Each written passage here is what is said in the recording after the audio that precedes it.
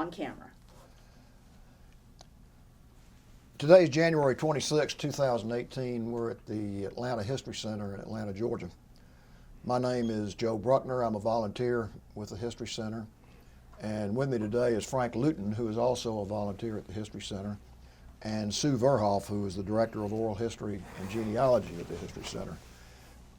We're here in connection with the Library of Congress Veterans History Project, and we're honored to have with us Mr. Beauchamp Carr, who is going to tell us about his military experience and his life and connection with this project, and his story will be preserved both at the History Center and at the Library of Congress as part of the Veterans History Project.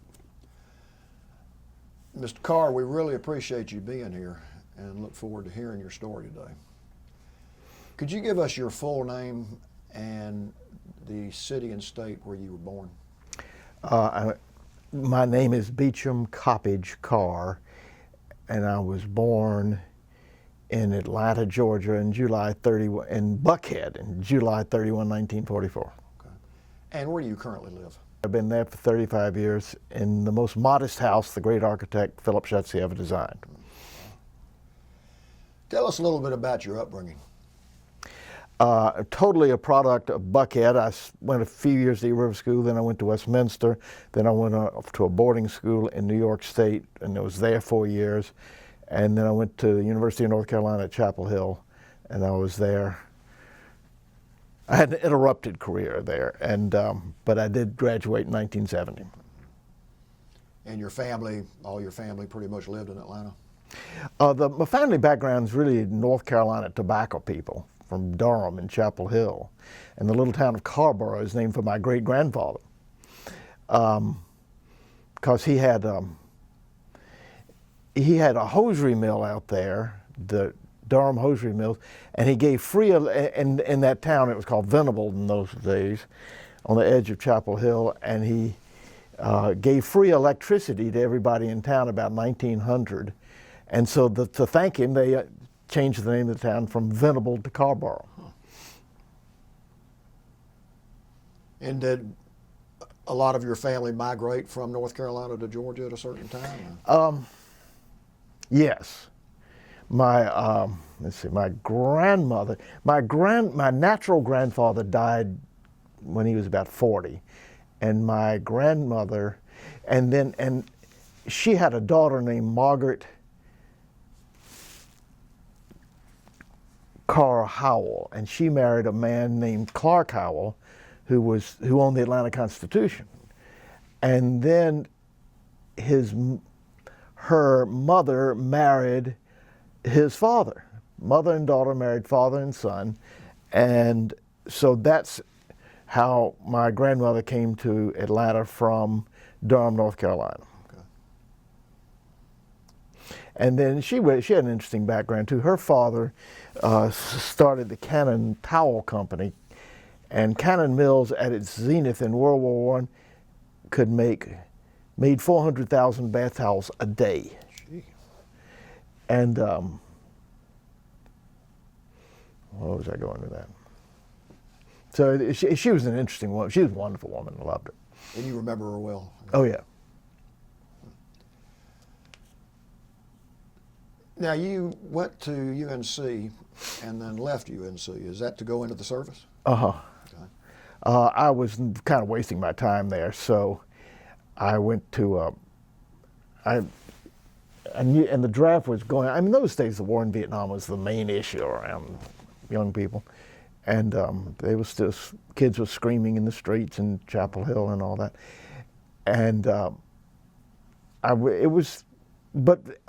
I think the war in Vietnam was a ghastly mistake as far as U.S. foreign policy is concerned. But for me personally, it was a terrific growth experience. Yeah. First time in my life I'd ever had any responsibility or done well at anything. So then after going to Vietnam, I came back and finished at Chapel Hill and got back together.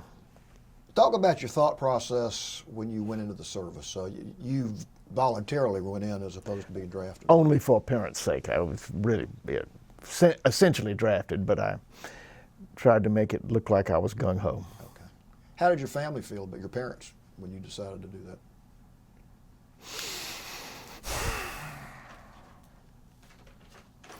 in those days, it was just this paramount issue was the war in Vietnam. And I came kind of from a military family. My father had gone to VMI, the Virginia Military Institute in Lexington, Virginia.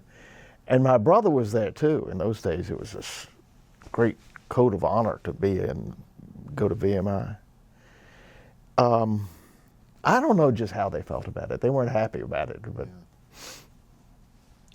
So, talk about your military experience. You enlisted, you went in.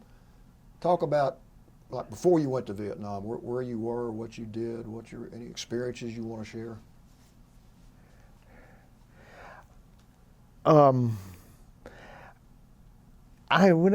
into the military, to me, for me, it was kind of like, it's time to come to Jesus and get something done here.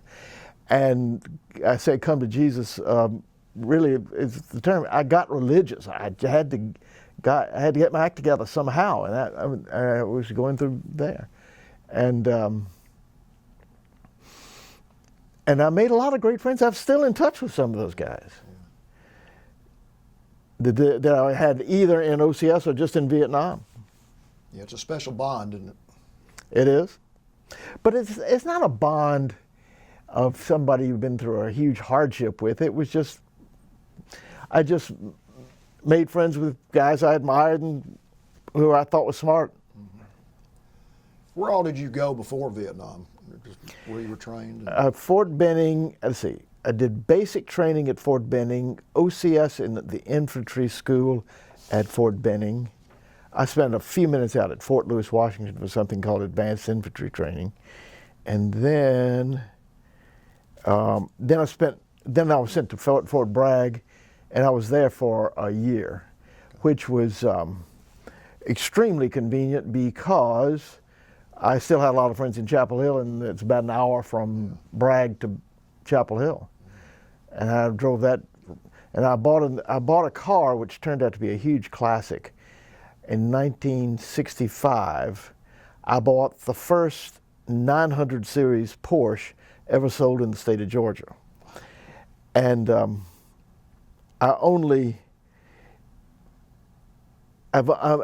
sold it this week, as a matter of fact. No. For a princely sum. I mean, I've sold it for 15 times what I paid for it. Gee, well. It was $5,000 in 1965, and I'm now selling it for $65,000. Good gosh. Well, I was going to say that must have been an emotional experience to sell it, but if you got $65,000, it wasn't too emotional, was it? And you know, so I've been very kind of matter of fact. I had an epileptic activity recently, and my wife insisted that I not drive anymore. So I sold the car through a guy an old friend who makes a business of dealing in interesting old cars. Yeah. And this car's in great shape, and you know, a 1965 Porsche 912 is really a glorified Volkswagen. It's just a classic for ironic reasons. When did you go to Vietnam? About what? Not necessarily the exact date, but what year?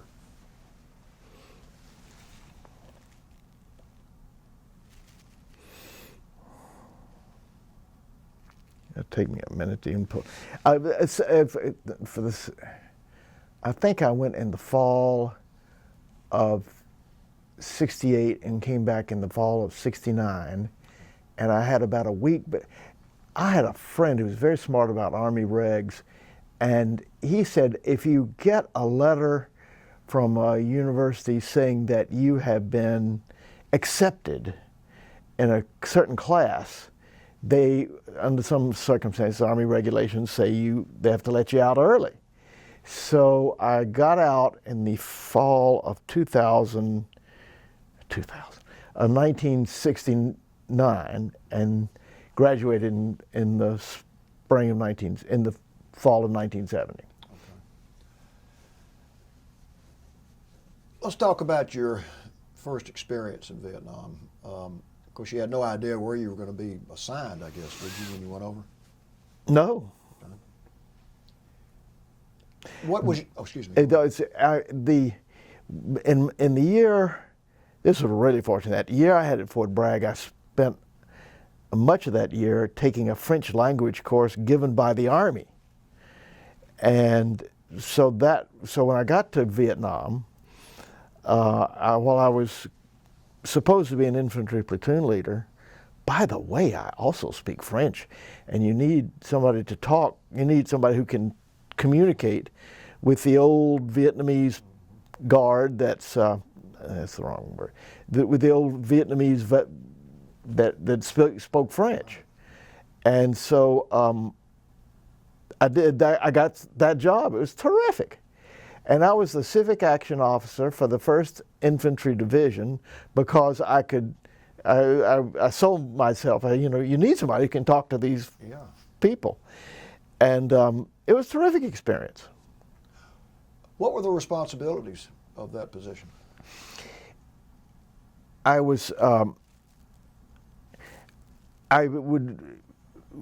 collected a lot of data about how we were doing with our pacification program in Vietnam, and sent that data up to 2nd Field Force of the, what was the name of it? For the 3 Corps. Yeah. And collected all that data and wrote reports that came. I got data from lower levels and put it into these reports to and sent it up to higher levels. That's not a West Point ring, is it? Citadel. Citadel. Mm-hmm. Yeah. Well, yeah, I relate to that. I had a close friend who taught at the Citadel for a long time. Really? And my father went to VMI, so that. While I was hardly gung-ho to be enough to be in, go to military school like that, my father was very keen on my going to VMI. Was he? How did he feel when you told him he didn't want to go? Was he okay with it? My brother did. My brother succumbed to the pressure, and he is a VMI alumnus today, but he did not like it. Yeah. My father was one of those old school military people who just thought VMI was hung the. And he said there were 72 generals in the Second World War that had gone to VMI. I'm sure Citadel had something like that too. I don't know, where was I going with this, but it was. Well, in your position, you were talking about your responsibilities. You must have had a lot of opportunity to deal with the Vietnamese people. A fair number. I've never had so much fun in my life as I did when the translator in our office got married, and he invited us to his rehearsal, his wedding. A Vietnamese wedding was a great deal of fun. I was in the right mood for it, and it was terrific. So you really got, unlike somebody that Sergeant Ya, Pham Van Ya. Diverting a little bit, did you ever have any communications with him after you left Vietnam, or find out what his fate was? That's a good question. I'll have to look in here. I keep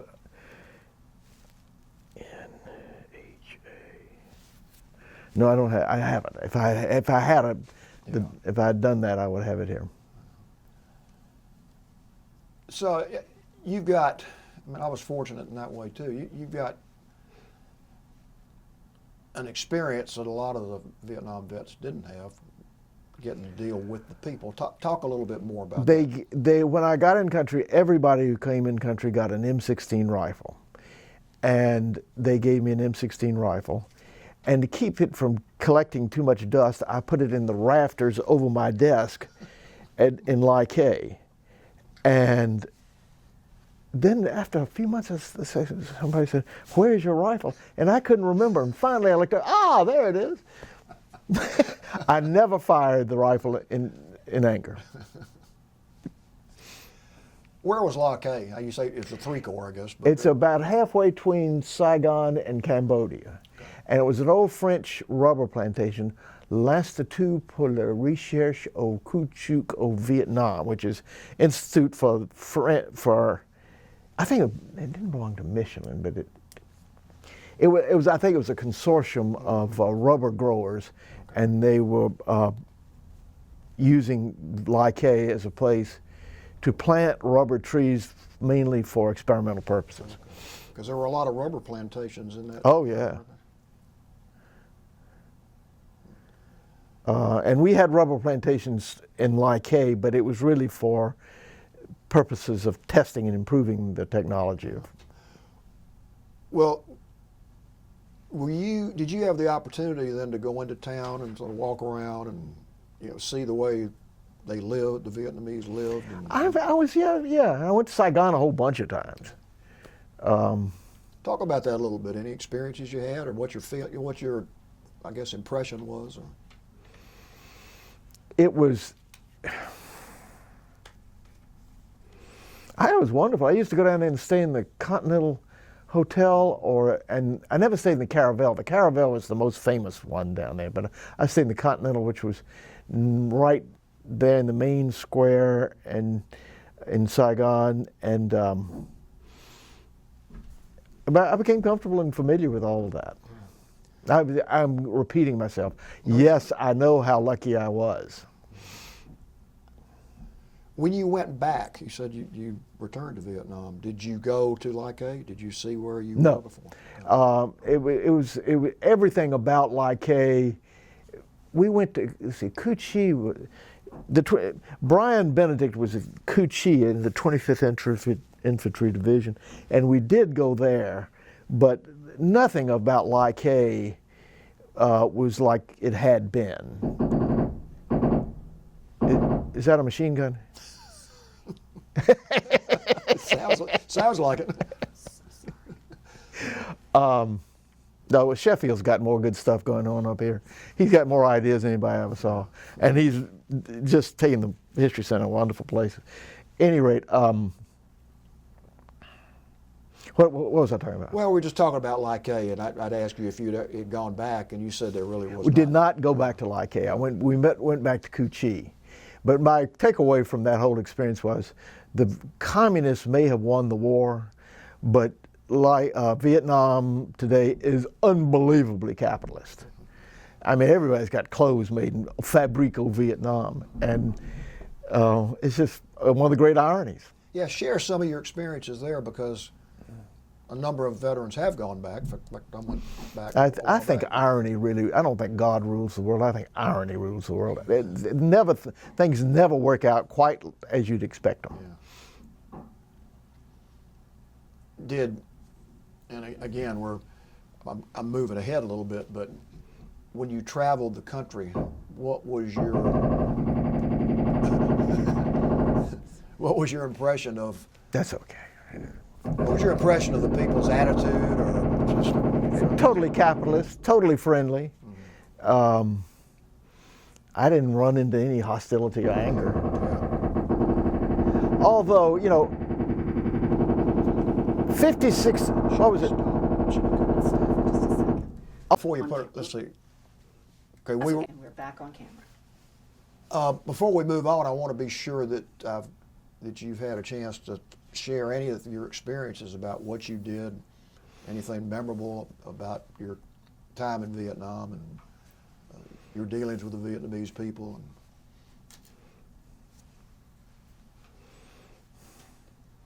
I've stayed in touch with Army friends, but I don't think I've stayed in touch with any Vietnamese friends. And you've talked. I had a friend when I went to Army OCS with a guy named John Brockway, and he has spent his life teaching at Davidson College and that, after the Army, and he's an epileptologist, and I retired from my regular job 7 years ago because I had epilepsy, and I go out to then see these Emory docs about that.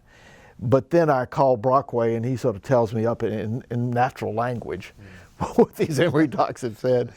And he's terrific. He's one of the finest, nicest men I've ever known. And there were other people I was in the Army with that I've stayed in touch with. I want to back up. When you landed in Vietnam and you get off the plane. I don't remember. I think I went over on a Boeing 707, but I don't remember. Do you remember what your first impression was when you got out and looked around? Well, I was, I was sort of braced for it at that point. I'd spent a year at Fort Bragg, and Vietnam was in the air, and everybody's talking about it and coming back from it and getting killed over there. Yeah. And I don't have a first impression type thing. I do know that when I got to Vietnam, and I went to pardon me if I already said this. I went to G1 or wherever you go to get processed into a job, and I went up. I thought, and it looked like I was going to be an infantry platoon leader, but that, by the way, I do speak French. And I went to this French language school, and I had gone to this, and that was, and this guy says, somebody in personnel in G1, G2 says, you know what, we're just looking for somebody up at Like in the Civic Action Office who speaks French. Hello. So I went up there and got that job. It was terrific. And for some reason, all my bosses in the Army liked me. I don't know why. I'm the least military guy you'd ever expect to meet. I had not gone to the Citadel, and it was a good experience. Well, and you probably learned more about the Vietnamese and their culture than you would have had you been in an infantry unit. Oh, absolutely. And I was just reading letters that I'd written this morning, kind of get ready for this. And, the Vietnamese culture really is so different. They don't think of achievement as we do. I have had a lot of interesting observations in those letters that I sent home. I'd like to hear some of them if you. I didn't get up early enough to get that much in. They don't think of achievement like we do. They're much more fatalistic. If it happens, it just happens for some kind of reason that doesn't have anything to do with personal effort. Yeah. It's just such a different attitude.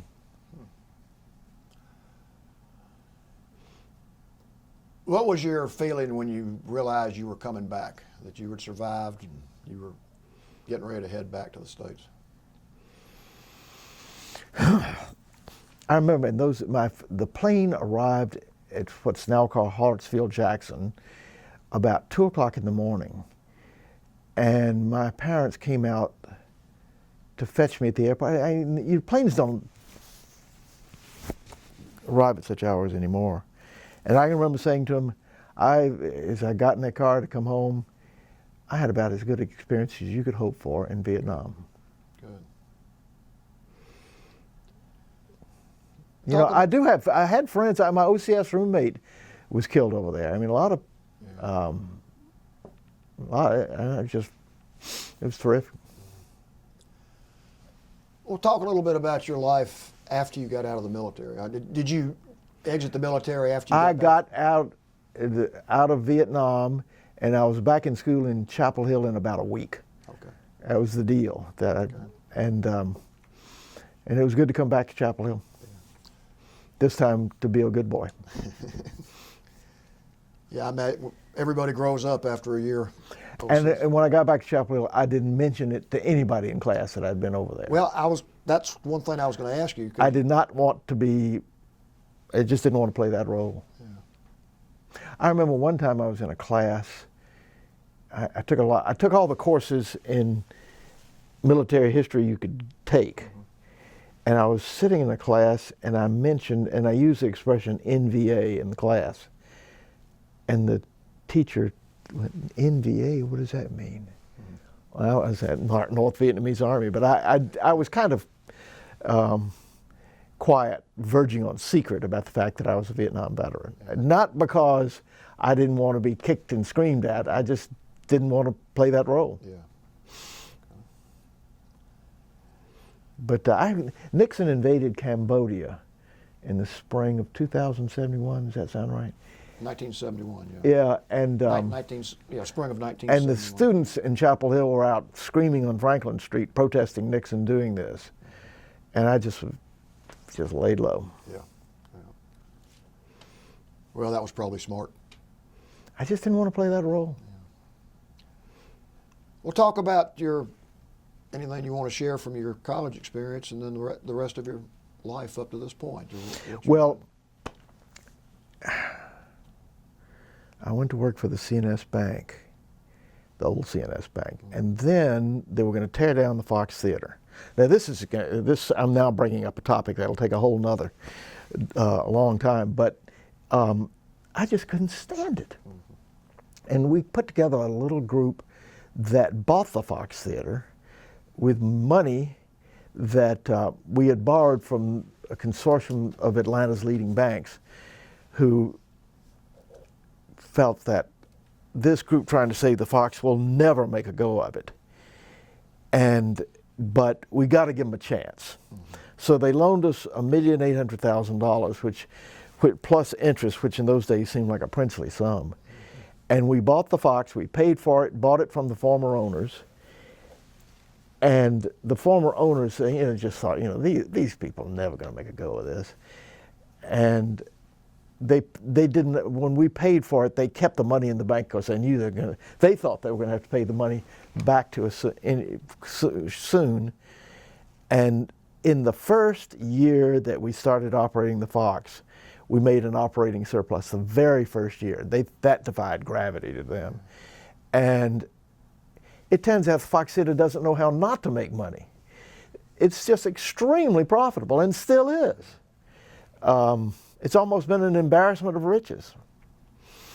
My job in that campaign was, because I had grown up in Buckhead on the right side of the track, I knew a lot of rich people. And I got on my knees in front of a lot of rich people. Especially a man named Bill Massell Jr. And one day the manager was just sitting in his office trying to pull things together, and this man comes in and hands him a gift of $5,000.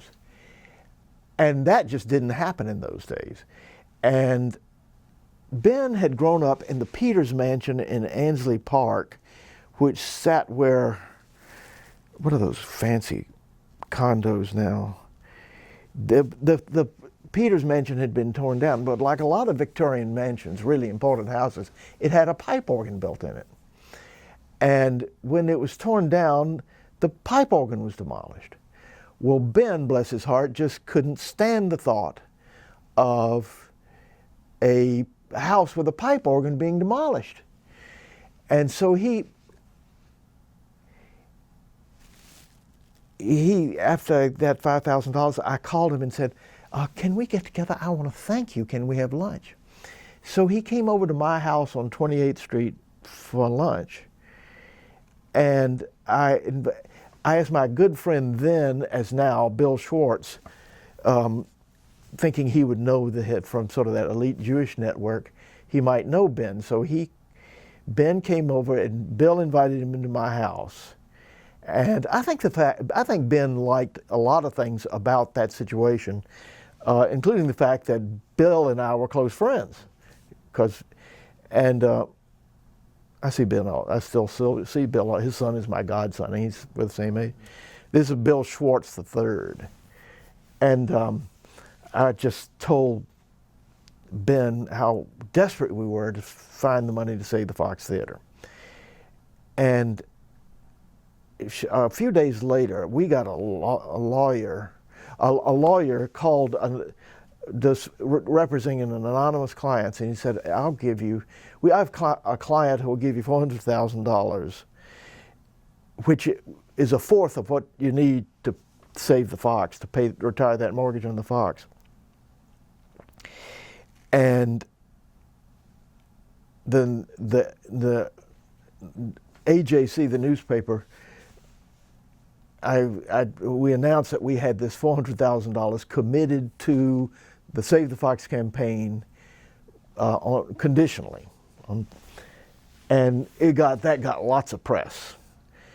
And that made Atlanta's leading philanthropists, the Woodruff and the Campbell Foundation, and others, the Woodward Fund, come up with, write big checks or make big commitments. They were all committed kind of conditionally upon raising all you need to save the fox. They didn't want to just give us a lot of money and have it go to waste if we failed.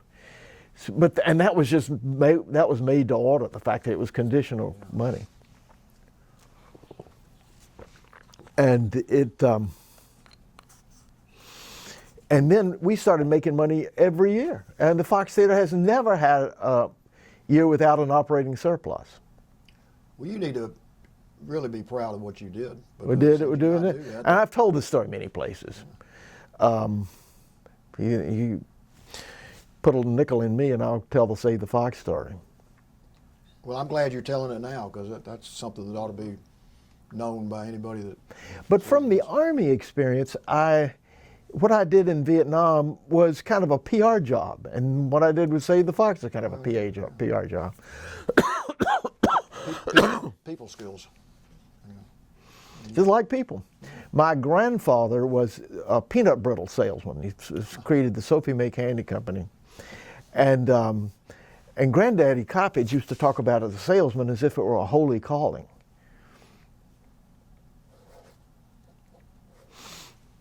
Yeah, I think my dentist profited from peanut brittle. He used to eat it all the time. We'll continue on with what you did after that in your life, professionally, family-wise. After we succeeded at saving the fox, I had the reputation of being a fundraiser. And Charlie Yates, who was president of the Arts Center, he asked me to come work as his #2 guy. And then when he retired, for 35 years, I was exec VP of the Woodruff Arts Center and a chief fundraiser. And you know, the Woodruff Arts Center is a holding company for the Alliance Theater, the Atlanta College of Art, which doesn't quite exist anymore, and the Symphony, and the holding company of the Arts Center. And that was a great run. I enjoyed it.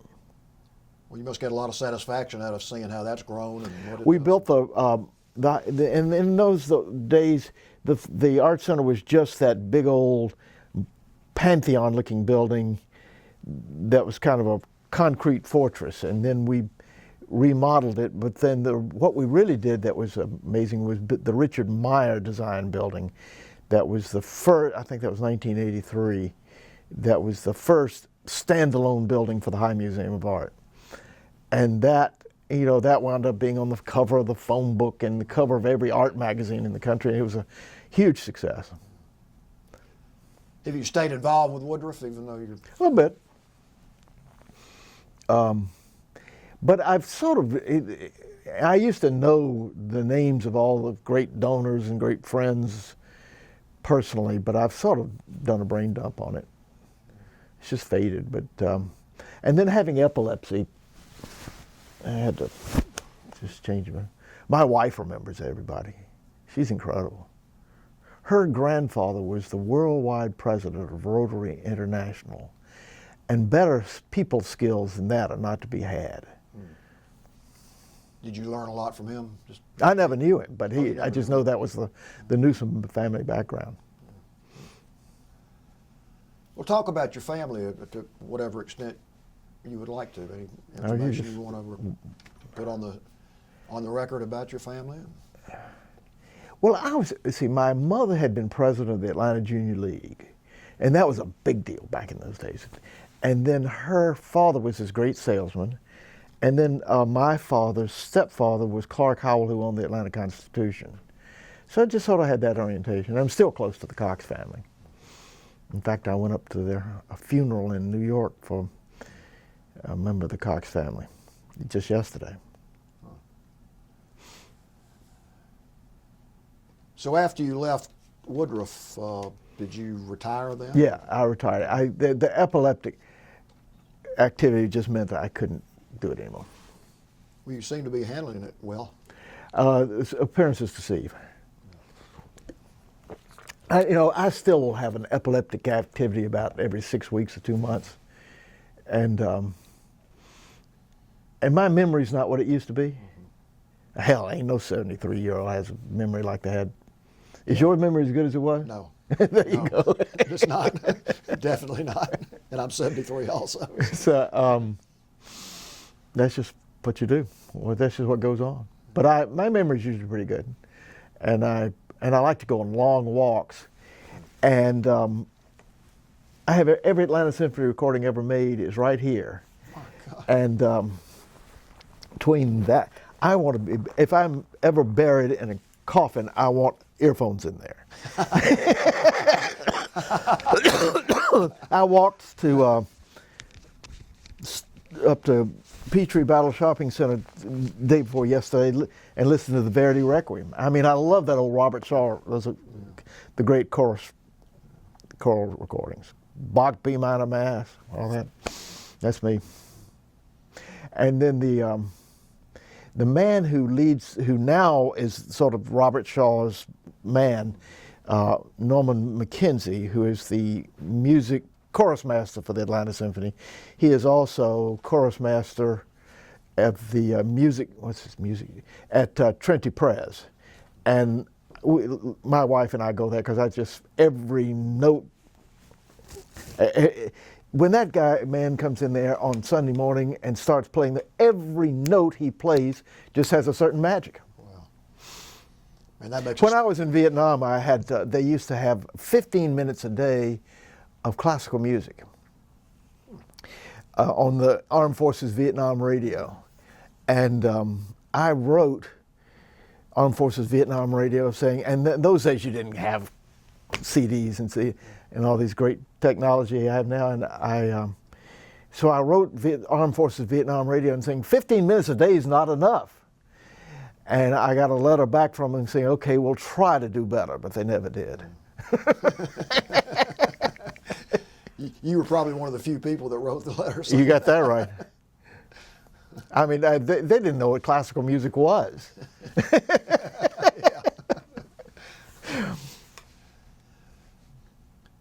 Sue, you or Frank have any questions? Or? I have a quick question about your time in Vietnam. You mentioned working to collect data about the pacification program. Can you tell us a little more? What was a normal day like for you?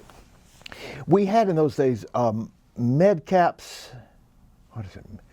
Medcaps, medical civic. We had civic action patrols, and we went out and I had a good friend. He's still a good friend who used to fly around in helicopters with these huge loudspeakers, broadcasting propaganda messages, and we had civic action patrols where we would get Army medical people to go out in the field and pass out Band-Aids and put splints on people who'd broken arms and that sort of thing. And my job was to sort of monitor all these activities and write reports, which were then sent up to higher levels. And looking back on it now, it all seems so absurd, but that's what we did. Did you use your language much? I know your language kind of got you that job. Were you able to use your French much? Somewhat. I was just reading letters I wrote home talking about it this morning. It's good to be at this interview. It caused me to go back and read some of the stuff in my Vietnam box. Well, I've still got some of the Army fatigues I had from those days. I don't fit in them anymore. yeah, I know. You do. I mean, the Citadel trained you well. Well, they tried. I don't know if they succeeded. But No, because of my father going to VMI, and I had a very close friend then as now who went to West Point, and I thought I have great respect for that kind of training. it is unique. Yeah. I want to follow up on Sue's question, which is a good question. Did you get the feeling that some good was being done by the groups that would go out and work with the people and give them immunizations and that type of thing? At the time, I thought, getting involved in the Vietnam War was a big mistake. But since we had gotten involved, we needed to finish the job and do it well. And then when I got back to Chapel Hill, I realized the whole thing was such a ghastly farce. We should have, at any point that we'd come to our senses, had gotten out of there. Does that offend you? But, I mean, No, not at all. I mean, that's we shouldn't have. We had no business. I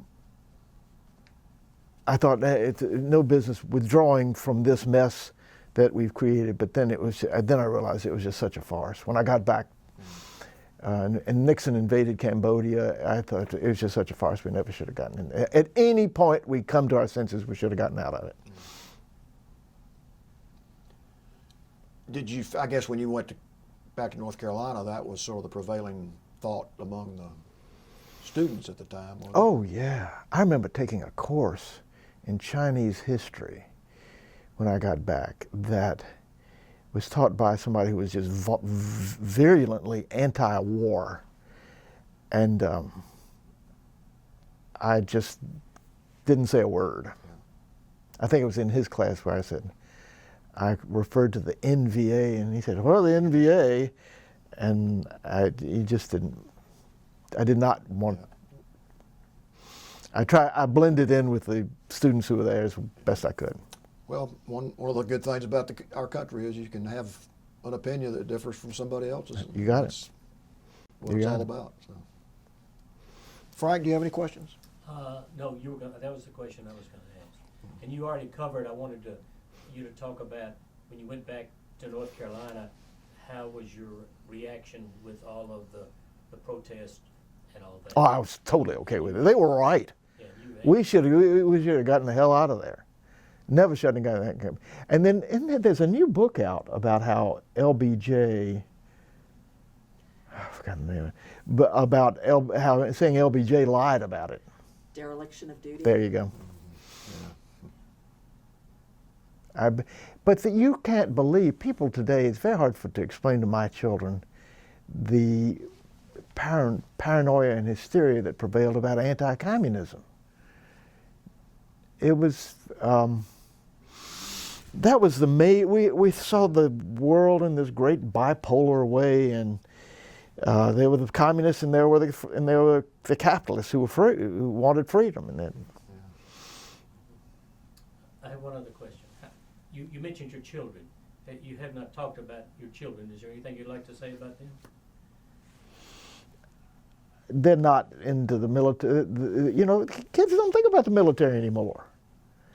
But tell us how many children you have. I have 3 children, ages 38, 35, and 30, from 2 marriages. And they're terrific. My first wife was a native of Chapel Hill. When I got back to Chapel Hill, I got involved with her. But then that crashed, and then the wife I have today is just an angel. Your kids live in Atlanta? One of them does. One lives in Asheville, one lives in Denver. She's an acupuncturist. Really? And I can remember the first time I ever saw acupuncture being done was in Cholon, the Chinese section of Saigon. I remember seeing needles stuck into something. Well, this is what she does. It's very hip these days. Particularly in Colorado. Mm-hmm. And she is engaged to marry a water lawyer who works for the state of Colorado. And then my son, who lives here, lives in Grant Park, and he's married to a girl I'm in love with. Well, it sounds like you've got a good family, loving family. And Yeah. Don't you? I do. Well, I want to give you a chance before we stop to say anything you want to say, anything about your experiences that you may have left out. Well, any what are message you want to give. what are you to grasp? What are you hoping for? All I'm hoping for is you get to say what you want to say, because this is your story, and we have no agenda. I've said everything I say, which was getting involved was a ghastly farce, and we never should have done it. And at any point that we were involved, I mean, a lot of my Vietnam friends, veteran friends, would not agree with that, but we should have withdrawn. A lot of guys think, well, we should have seen it through, or gone ahead and won the thing. And I never felt that way. Well, differing opinions is what makes life interesting. I think that's one reason I don't go out to Dunwoody to that Vietnam veteran. There's a lot of that feeling in that crowd. Yeah, there are a lot of different opinions, but excuse me. But it's probably more towards the latter, as you said, than the former among that group. Should have won the thing. Yeah, I imagine if you took a vote, that's probably where it would come out. But there are others. I mean, we've interviewed others that feel like you do. So it's a pretty diverse group. Well, I can't tell you how much we appreciate you coming in here. Number one, it's been interesting to us to hear your experiences and what you did overseas. I mean, you sort of downplayed it, but I mean, that was at least the motive was right. Our people going out and trying to help the people in the countryside. Oh yeah. And you were part of that, and you talked about. Well, I was unbelievably fortunate to have that work. Yeah. Well, and you made some of your fortune because you spoke French. You learned French, and that was a big part of it. And that was part of your initiative that you took to further your education. So you were part of that, and I think your attitude about serving over there is wonderful. I just, how can you be confident we're not going to make stupid mistakes like that again? Yeah. I don't have an answer for that. As we know from Donald Trump, bravado sells. Yes, it does. Yes, it does. But also, I want to pay particular attention to what you did afterwards. I mean, what you've done for the city, you and your associates with the Fox and with Woodruff. It's an acre of seats in a garden of dreams. I mean, I got to write that down. I like acre of seats in a garden of dreams. That's good. But no, seriously, and I always loved the pipe organ at the Fox. That thing, that thing. But I thought we rarely use it, and it's in splendid condition. We've restored, done but the Fox makes so much money. One thing the building's in incredibly good shape. Oh, yeah. I went on one of those tours where they take you around. This was about a year or so ago, up in the hinterlands. It's an amazing place. It's an amazing place. Now, of all the great movie palaces ever built, this is one of the very, very best. The Fox in St. Louis and the Fox in Detroit and Radio City Music Hall are wonderful treasures. Some of those great old movie palaces have been made over into concert halls, which is what we've done with the Fox. But I mean, for an orchestra. It's an orchestra. Well, thank God they've been preserved. Exactly. And they were fantasy land. It's like it's kind of like the architect for the Fox was smoking something, that he built something so fanciful. Yeah. You know, when I got back to Vietnam, got back to Chapel Hill, people sort of had the attitude, well, you got stoned all the time you were over there. I never smoked it once. Me either. Yeah. In fact, I've only been stoned once in my life, and that was not that long ago. No, I mean, it was like 20 or 30 years ago. I mean, it was long back. It wasn't yesterday, right? No. Well, again, we want to thank you, not just for coming, but for what you've done. Well, you did. You've done the same thing. Well, you have. Number one, your service in the military, but what you've done for Atlanta. And again, you're being very modest about it. Well, I've always felt very, had strong feelings about Atlanta.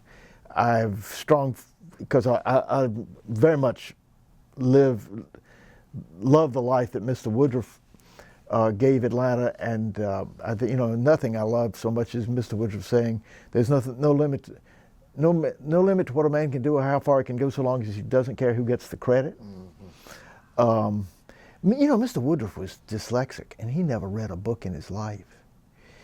But he had this wonderful woman after Mrs. Woodruff died, who used to come see him every night. She was his wife's niece, and I live in her house, and so I've just always had a very strong feeling about how wonderful the Woodruff legacy is for this town, and the Woodruff Foundation to this day continues to do great work. It helped, gave us a little institution called Emory University, and lots of things. But every good work in this town, it runs on Woodruff philanthropy.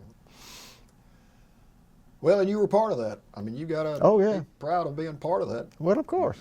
You say you can't do things by yourself, and having people like you working with it, that was a big reason for success, I'm sure. And we want to thank you for that, and thank you The for thing, your service. Mr. Woodruff never read a book. He could never. I asked Joe Jones, who was his sort of chief assistant. I said, "It's in that book, which book? Secret Formula." I said, "Mr. Woodruff was dyslexic," and I said, "And he never could read." And Joe said, "You know what? That makes sense, because when you'd give him a memo or something, his eyes would just sort of dash around as if he didn't. He couldn't. He wasn't really reading it." I don't think many people know that. I didn't know it. Well, thank you for coming in today. Thank you for all you've done for Atlanta, and thank you for your service. Now, if you're a real Coca-Cola lover, you'd have Dasani water, not Atlanta History Center water. Did you hear that, Sue? There you go.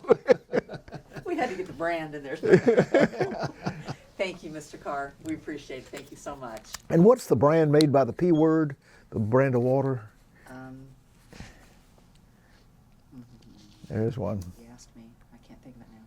Can't think of it now. We don't talk about the No. word. All right. Thank you. Thank you.